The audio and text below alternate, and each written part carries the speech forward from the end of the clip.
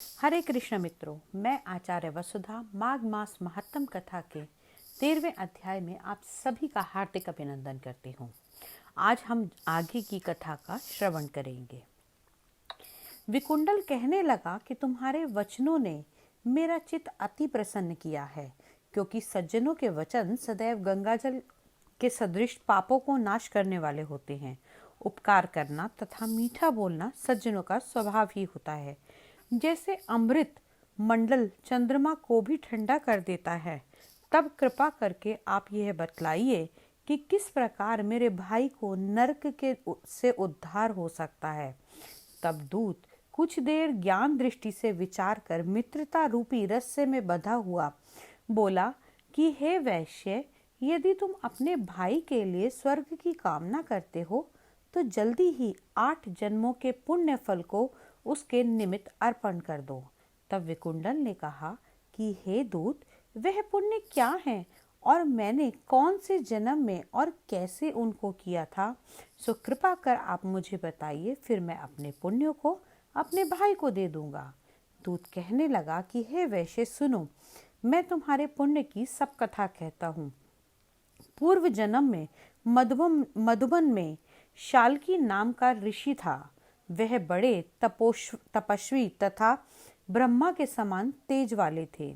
नवग्रह की तरह उनकी स्त्री रेवती के 9 पुत्र थे, जिनके नाम ध्रुव, शशि, बुध, तार, ज्योतिमान थे। इन पांचों ने गृहस्थाश्रम धारण किया तथा निर्मोह, जितमाय, ध्याननिष्ठ और गुणतय ने चारों सन्यास ग्रहण कर वन में रहने चले गए।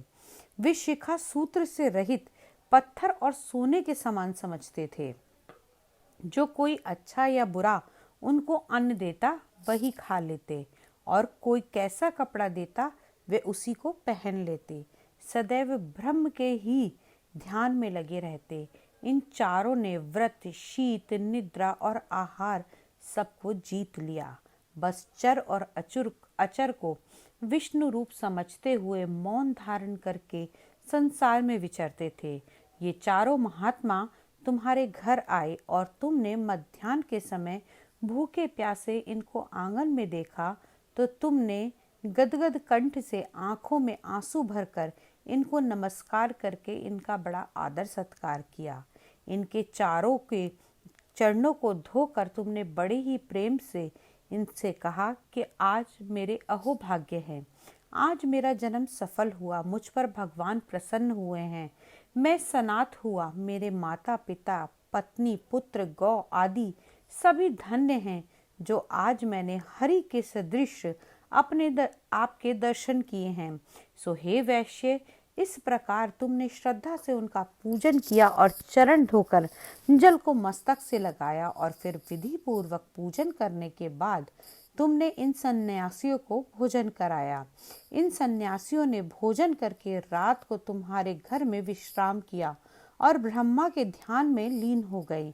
इन सन्यासियों के सत्कार से जो पुण्य तुमको मिला सो मैं भी कहने में असमर्थ हूँ, क्योंकि सब भूतों में प्राणी श्रेष्ठ है।